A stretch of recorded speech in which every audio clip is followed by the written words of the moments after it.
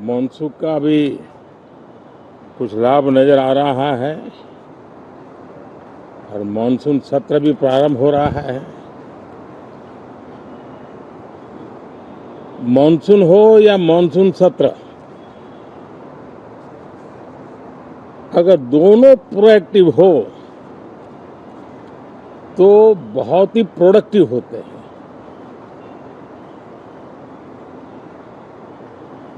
और दोनों को प्रोडक्टिव होते हैं तो देश का कल्याण होता है, जीव मात्र का कल्याण होता है। और इसलिए हम यही प्रार्थना करते हैं कि मानसून भी प्रोएक्टिव रहे, मानसून सत्र भी प्रोडक्टिव रहे। साथियों, पिछले एक महीने में देश ने अनेक सिद्धियां प्राप्त की है और देशवासी गर्व से भर जाएं, इस प्रकार की सिद्धियों का सिलसिला चला है। चाहे राष्ट्रीय हो, अंतर्राष्ट्रीय हो और अब तो अंतरिक्ष भी हो, एक प्रकार से भारत के लिए गर्व के पल रहे हैं। पिछले वर्ष मानसून सत्र के ठीक पहले भारतीय नागरिक इंटरनेशनल स्पेस स्टेशन पर पहुंचा था और कल ही परसों भारत का एक युवा स्टार्टअप, उसने बहुत बड़ी सिद्धि प्राप्त की है। विश्व के कम ही देश हैं जहां इस प्रकार से प्राइवेट साहस हुए हैं और भारत के युवाओं ने अंतरिक्ष में नई उड़ान भरी है। बहुत बड़ी सफलता है। और ये जो स्काईरूट स्टार्टअप है, उसमें जो नौजवान काम कर रहे हैं, मुझे बताया गया उनकी पूरी टीम की जो एवरेज एज है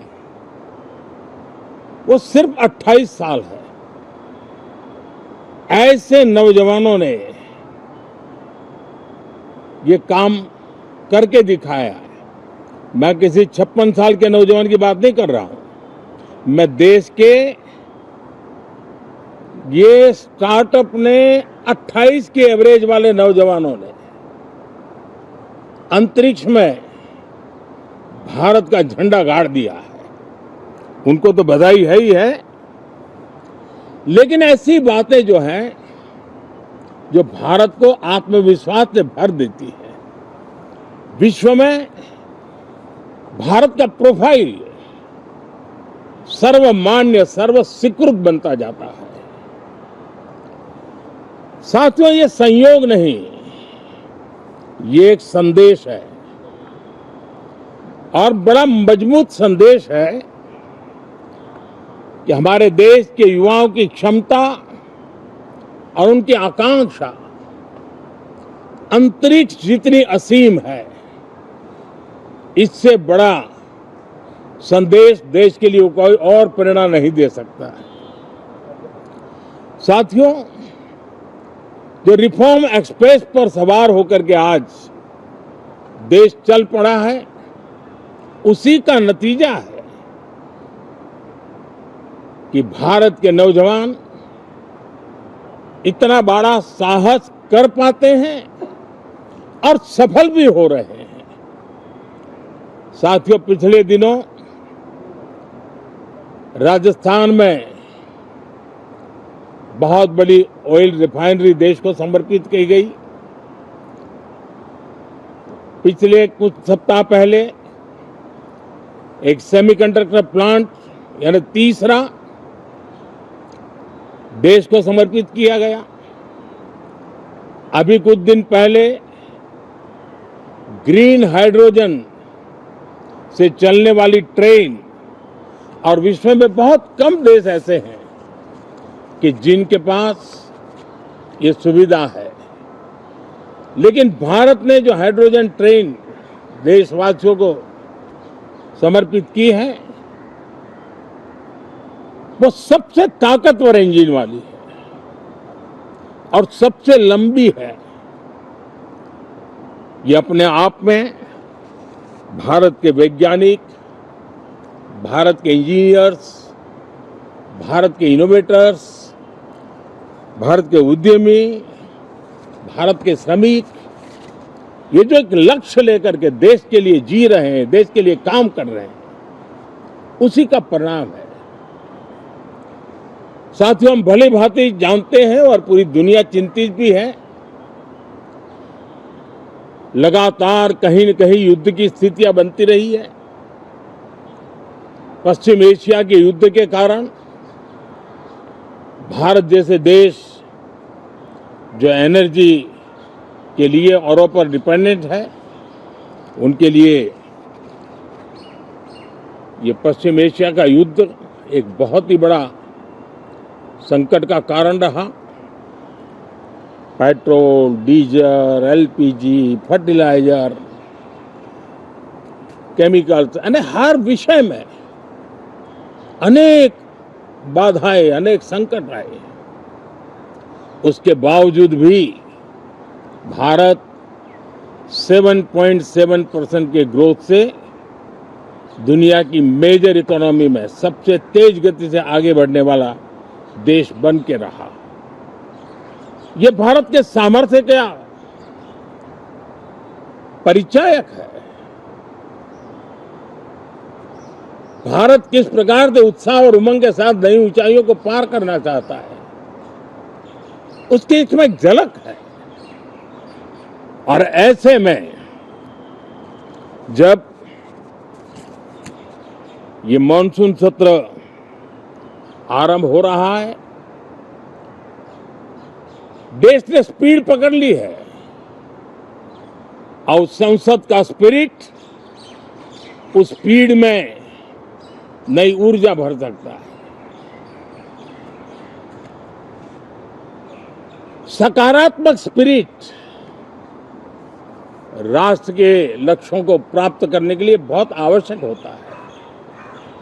हमारे सदन में बहुत अनुभवी सांसद भी है, दल उनका कोई भी हो, लेकिन उनके पास एक लंबा अनुभव है। ऐसे समय में उनके अनुभव की, उनके ज्ञान की संसद को भी जरूरत है, देश को भी जरूरत है। और इसके लिए संसद का चलना, सार्थक चर्चा होना, मिलजुल करके देश को आगे ले जाने के संकल्प लेना, ये मैं समझता हूं कि बहुत ही समय की मांग है। एस्पिरेशन से भरे हुए देश के युवाओं की मांग है कि हम आगे बढ़े। आज समय की मांग है कि राष्ट्र निष्ठा से भरे हुए, राष्ट्र भक्ति के लिए जी रहे आवाज को सदन में उचित मंच मिलता रहे, वे अपनी आवाज को बुलंद करे, देश को दिशा दे। और इसलिए मैं आशा करता हूं और मुझे पक्का विश्वास है, जहां तथ्य होते हैं, जहां तर्क होते हैं, वहां तूफान के लिए जगह नहीं होती है। अगर तर्क मजबूत है, तथ्य मजबूत है, तो शांत चित्त से भी अपनी आवाज को बुलंद बनाया जा सकता है। मैं आशा करता हूं तर्क और तथ्य के साथ सदन की चर्चा को समृद्ध किया जाए, हर आवाज को अवसर मिले, हर विचार को सम्मान मिले। ये संसद की हमारी भूमिका है। मैं सभी सांसदों से बढ़ चढ़ करके इस सदन में हिस्सा लेने के लिए निमंत्रित करता हूं। आज सुबह स्पीकर महोदय जी ने भी सोशल मीडिया के माध्यम से देश के सांसदों का स्वागत करने के अपने भाव को व्यक्त किया है। मैं भी उसमें अपना स्वर मिलाता हूं। आप सबका बहुत बहुत धन्यवाद।